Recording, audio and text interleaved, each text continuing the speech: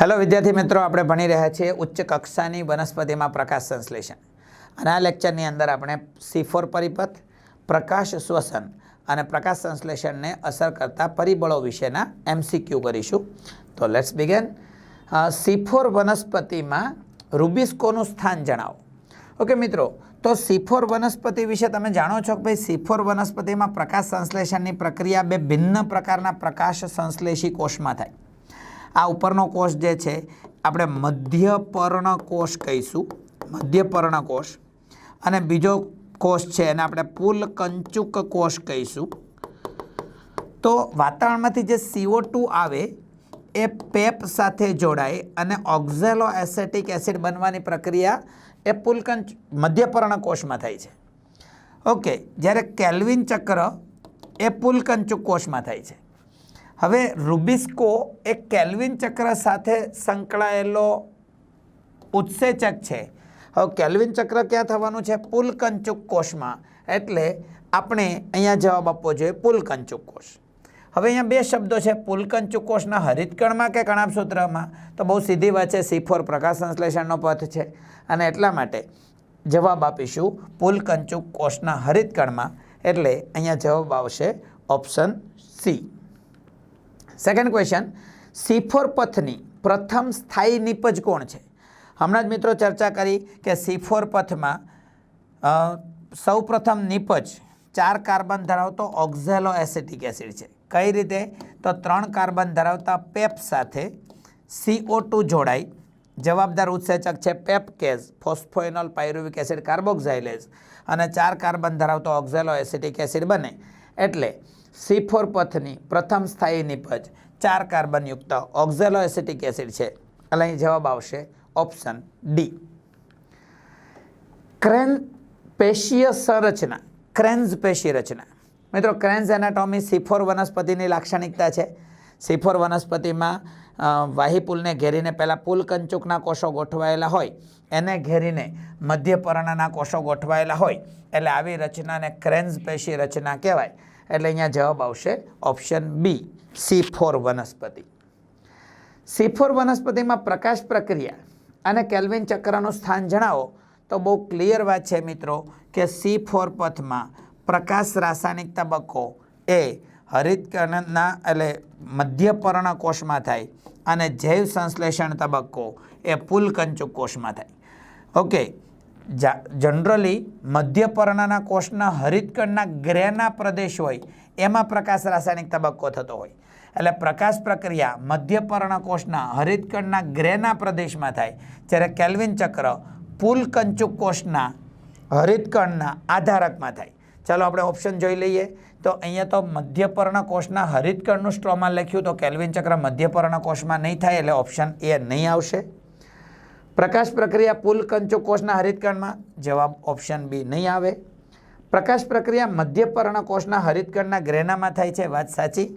અને કેલ્વિન ચક્ર પુલકંચુક કોષના હરિતકણના સ્ટ્રોમામાં થાય છે, એટલે આપણે જવાબ આપીશું ઓપ્શન સી.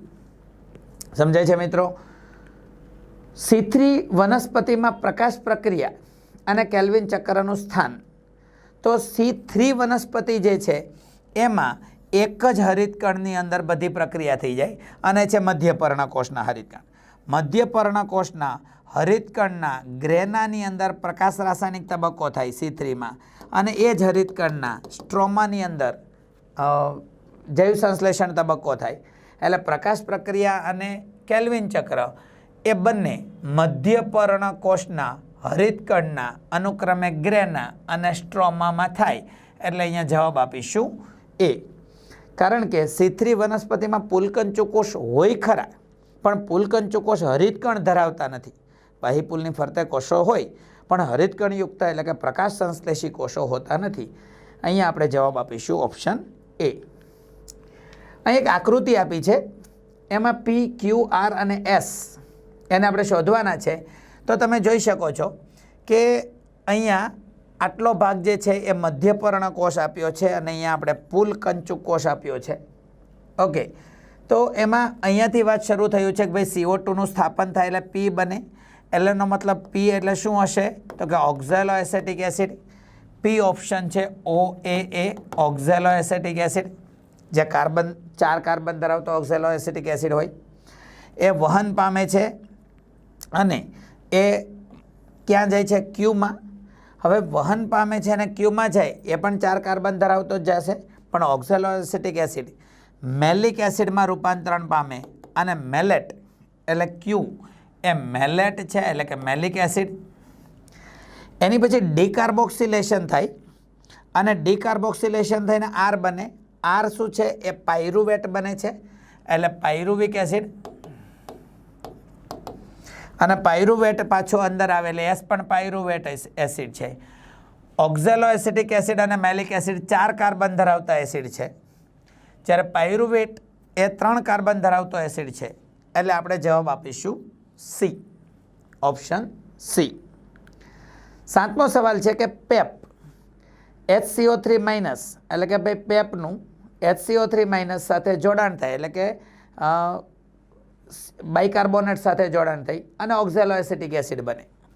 એટલે આ શું છે? તો કે આ કાર્બોક્સિલેશન જ છે. પેપનું કાર્બોક્સિલેશન જ છે અને કાર્બોક્સિલેશન કરવા માટે જવાબદાર ઉત્સેચક પેપ કેઝ જ હોય એટલે ફોસ્ફોએનોલ પાયરુવિક એસિડ કાર્બોક્સાઇલેઝ ઉત્સેચક કાર્બોક્સિલેશનની પ્રક્રિયા. અહીંયા માત્ર તમને પેપ સાથે CO2 જોડવાને બદલે HCO3 માઇનસ બતાવ્યું છે. એ તમને સમજ આપવા માટે છે કે ભાઈ બાયકાર્બોનેટ પણ જો જોડાય છે તો કાર્બોક્સિલેશન જ. નીચેનામાંથી કઈ અંગિકા પ્રકાશ શ્વસન માટે જવાબદાર છે?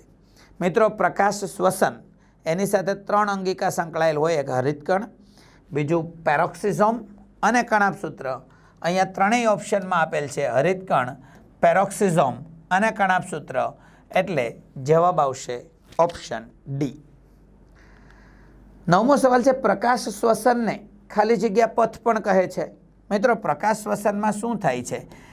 RuBPનું ઓક્સિજનેશન થાય એટલે એને કારણે PGAનો એક અણુ જે 3 કાર્બન ધરાવે છે અને ફોસ્ફોગ્લાયકોલેટનો એક અણુ જે 2 કાર્બન ધરાવે છે. હવે આ તો કેલ્વિન ચક્રમાં પ્રવેશે છે, પણ ફોસ્ફોગ્લાયકોલેટ પ્રક્રિયામાં આગળ વધે છે એટલે આ પ્રક્રિયાની પ્રથમ સ્થાયી નિપજ 2 કાર્બનવાળી છે. એટલા માટે પ્રકાશ શ્વસનને C2 પથ તરીકે પણ ઓળખવામાં આવે છે. એટલે અહીંયા જવાબ આવશે ઓપ્શન એ, C2 પથ. પ્રકાશ શ્વસનમાં રૂબિસ્કોનું કાર્ય જણાવો. તો પ્રકાશ શ્વસન થાય ત્યારે રૂબિસ્કો RuBPનું ઓક્સિજનેશન કરવા માટે જવાબદાર છે. એટલે અહીંયા પ્રકાશ શ્વસનમાં રૂબિસ્કોનું કાર્ય છે ઓક્સિજનેઝ તરીકે. C4 પથમાં C3 પથ કરતાં કેટલા વધુ ATPની જરૂર પડે? જ્યારે આવો સવાલ હોય ત્યારે મેન્ટલી તમારે વિચારી લેવાનું કે ગ્લુકોઝના એક અણુના નિર્માણ માટે. ઓકે મિત્રો, C4 પથમાં ગ્લુકોઝના એક અણુના નિર્માણ માટે 30 ATPની આવશ્યકતા છે, જ્યારે C3 પથમાં ગ્લુકોઝના એક અણુના નિર્માણ માટે 18 ATPની આવશ્યકતા છે. આમાંથી જો બાદ કરીએ તો 12 ATP આવે કે ભાઈ C3 પથ કરતાં C4 પથમાં ગ્લુકોઝના એક અણુના નિર્માણ માટે 12 ATP વધુ વપરાય છે. પ્રકાશ શ્વસન માટે અયોગ્ય વિધાન પસંદ કરો. મિત્રો, આપણે જાણી લઈએ કે ભાઈ પ્રકાશ શ્વસન કઈ ઘટના છે અને એના ઉપરથી આપણને ખ્યાલ આવશે. તો પ્રકાશ શ્વસન પરિપથમાં ATP અને NADPH2નું સંશ્લેષણ થાય છે. પહેલું જ વિધાન ખોટું. પ્રકાશ શ્વસન એક રક્ષણાત્મક પ્રક્રિયા છે એટલે અહીંયા કંઈ નિર્માણ ન હોય, અહીંયા વપરાશ થાય છે. એટલે ATP અને NADPH2નું સંશ્લેષણ એ પ્રકાશ શ્વસન દરમિયાન થઈ શકે નહીં. પ્રકાશ શ્વસનને કારણે ઉત્પાદકતા ઘટે છે, વાત સાચી છે. તીવ્ર પ્રકાશ અને અપૂરતા CO2ની સામે હરિતદ્રવ્યનું ફોટો ઓક્સિડેશન અટકાવે છે, વાત પણ સાચી છે. કારણ કે તીવ્ર પ્રકાશ અને અપૂરતા CO2ની હાજરીની સ્થિતિમાં શોષાયેલી પ્રકાશ શક્તિનો પૂર્ણ ઉપયોગ ન થઈ શકતો હોય તો વધારાની શક્તિ હરિતકણનું ઓક્સિડેશન કરી અને ફોટો ઓક્સિડેશન પ્રેરનારું હોય છે, પરંતુ પ્રકાશ શ્વસન એની સામે રક્ષણ આપે છે. ક્રેન્ઝ અંતસ્થ રચના દર્શાવતી વનસ્પતિમાં પ્રકાશ શ્વસન થતું નથી, એ પણ સાચી વાત છે. કારણ કે ક્રેન્ઝ પેશી રચનાને કારણે મધ્ય પર્ણકોષમાં પ્રકાશ રાસાયણિક તબક્કા દરમિયાન ઉદ્ભવેલો O2 ફૂલકંચુક કોષમાં પ્રવેશી શકતો નથી, એટલે પ્રકાશ શ્વસન થતું નથી. એટલે અહીંયા જવાબ આપીશું ઓપ્શન એ, કારણ કે આપણે અયોગ્ય વિધાન પસંદ કરવાનું હતું. નેક્સ્ટ ક્વેશ્ચન, પ્રકાશ શ્વસન દરમિયાન કઈ અંગિકામાંથી CO2 મુક્ત થાય? ઓકે, તો એના માટે તમે એક પ્રકાશ શ્વસનની આખી એક તમને ચાર્ટ આપી દઉં તમને. તમે જાણો છો કે આ હરિત કણ પછી છે પેરોક્સિઝોમ અને કણાભ સૂત્ર. આ 3 અંગિકામાં CO2 મુક્ત થાય છે કણાભ સૂત્રની અંદર. ઓકે, કારણ કે કણાભ સૂત્રમાં 2 કાર્બન ધરાવતા ગ્લાયસિનના 2 અણુ જોડાઈ અને 3 કાર્બન ધરાવતો સેરીનનો 1 અણુ બને. 2 કાર્બન યુક્ત ગ્લાયસિનના 2 અણુ એટલે 2 અને 2 4 કાર્બન છે. એમાંથી 3 કાર્બન ધરાવતા ગ્લાયસિનનો 1 અણુ બને એટલે 1 કાર્બન વધે, જે CO2 સ્વરૂપે મુક્ત થાય. એટલે કણાભ સૂત્રની અંદર CO2 મુક્ત થતું હોય છે, જેનું પુનઃસ્થાપન કરવું પડે છે. પ્રકાશ શ્વસન દરમિયાન કેટલી અંગિકામાં ઓક્સિજન દ્વારા ઓક્સિડેશનની પ્રક્રિયા થાય છે? ઓક્સિજન દ્વારા, ઓક્સિડેશન એટલે ઓક્સિજનેશનની જ વાત છે. પ્રકાશ શ્વસનમાં હરિતકણની અંદર RuBPનું ઓક્સિજનેશન થાય રૂબિસ્કોની મદદથી. એટલે એક જ અંગિકા એવી છે કે જેમાં ઓક્સિજનની મદદથી ઓક્સિડેશનની પ્રક્રિયા થતી હોય. ઓકે, એટલે કે ઓક્સિજન વપરાતો હોય તો એ માત્ર અને માત્ર હરિતકણની અંદર છે. 15મો સવાલ, પ્રકાશ શ્વસન દરમિયાન નીચેનામાંથી કઈ અંગિકા સૌથી સરળ એમિનો એસિડનું નિર્માણ કરે છે? મિત્રો, હમણાં જ મેં એક ચાર્ટ બતાવ્યો કે એ ચાર્ટમાં એવું સમજાવવામાં આવ્યું હતું. ફરીથી હું એ ચાર્ટ તમારી સામે લાવી દઉં. તો આ ચાર્ટમાં મિત્રો તમે જોઈ શકો છો કે પ્રકાશ શ્વસનમાં હરિતકણ, એમાં ફોસ્ફોગ્લાયકોલેટ, એમાંથી ગ્લાયકોલેટ આ હરિતકણમાં બને. હરિતકણમાંથી ગ્લાયકોલેટ પેરોક્સિઝોમમાં જાય, એ ગ્લાયકોલેટનું ગ્લાયોક્ઝાઇલેટ અને ત્યાર પછી ગ્લાયસિનમાં રૂપાંતરણ થાય. મિત્રો, અહીંયા જે ગ્લાયસિન બને છે એ 2 કાર્બન યુક્ત સૌથી સરળ એમિનો એસિડ છે. એટલે કે આ પ્રક્રિયા પેરોક્સિઝોમમાં થાય છે. એટલે મિત્રો, આપણો સવાલ એ હતો કે પ્રકાશ શ્વસન દરમિયાન નીચેનામાંથી કઈ અંગિકા સૌથી સરળ એમિનો એસિડનું નિર્માણ કરે છે? તો એ છે જવાબ પેરોક્સિઝોમ. એટલે આ સવાલમાં જવાબ આવશે ઓપ્શન સી, પેરોક્સિઝોમ. ન્યૂનતમ કારકોનો સિદ્ધાંત કોણે આપ્યો? પ્રકાશ સંશ્લેષણો પર અસર કરતા પરિબળોમાં લો ઓફ મિનિમમ ફેક્ટર એ બ્લેકમેન નામના વૈજ્ઞાનિકે આપ્યો છે. એટલે અહીંયા જવાબ આવશે ઓપ્શન એ, બ્લેકમેન.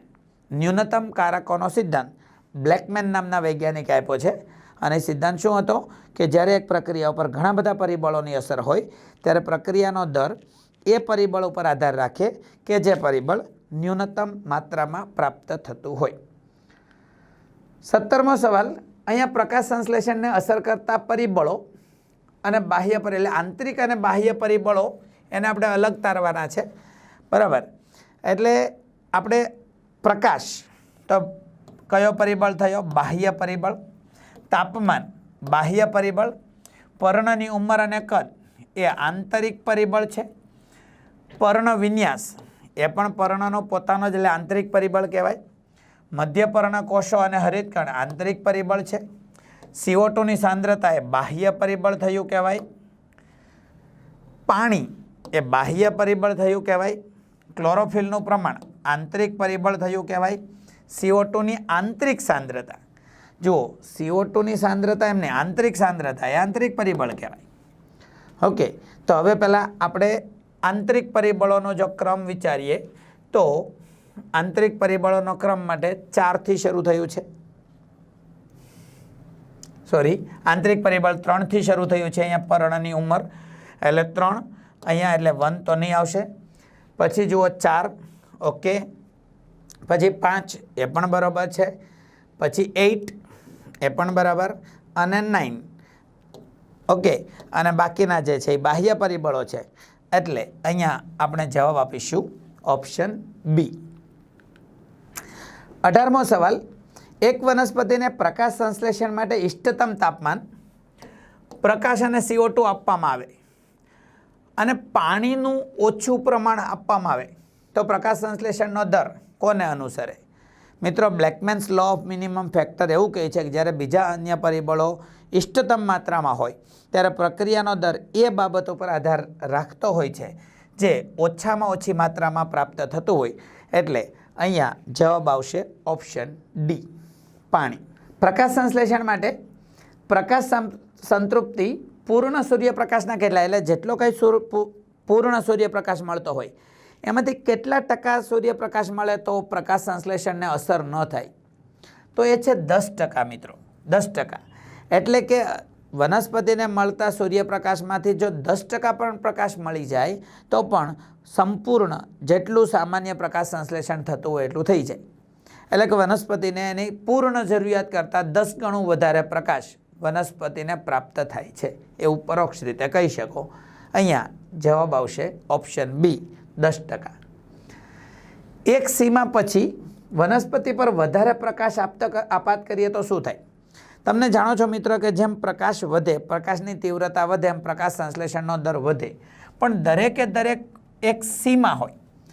એક સીમા પ્રાપ્ત કર્યા પછી પ્રકાશ સંશ્લેષણનો દર વધે તો પ્રકાશ સંશ્લેષણનો દર વધે છે, પ્રકાશની તીવ્રતા વધારીએ તો પ્રકાશ સંશ્લેષણનો દર વધે છે તો નહીં. ક્લોરોફિલનું ફોટો ઓક્સિડેશન દ્વારા વિઘટન થાય છે, હા, ઓકે. અને વધારે પ્રકાશ આપતા પ્રકાશશક્તિનો પૂરતો ઉપયોગ થતો નથી, એ તો પરોક્ષ.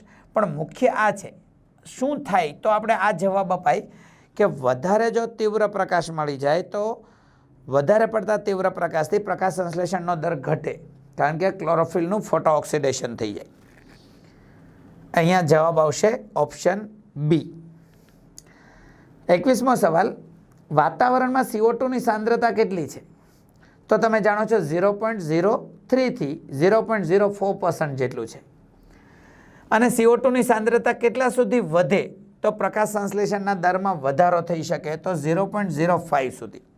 ઓકે. અને એ શું છે તો કે એ C3 પથ માટે છે કે અત્યારે વાતાવરણમાં CO2નું પ્રમાણ 0.03 to 0.04 છે, પણ હજી જો 0.05% સુધી જો CO2 વધે તો પણ પ્રકાશ સંશ્લેષણનો દર વધશે, પણ એના કરતાં પણ જો CO2નું પ્રમાણ વધશે તો પ્રકાશ સંશ્લેષણનો દર ઘટશે. ઓકે. તો મિત્રો આ બધા પ્રકાશ સંશ્લેષણને લગતા MCQ હતા. અહીંયા આપણું આ ચેપ્ટર પૂર્ણ થાય છે. આશા રાખીએ કે તમને આ ચેપ્ટરના બધા જ કોન્સેપ્ટના બધા જ MCQની ખબર પડી હશે. આ ચેપ્ટર ભણવામાં તમે ખૂબ એન્જોય કર્યું હશે.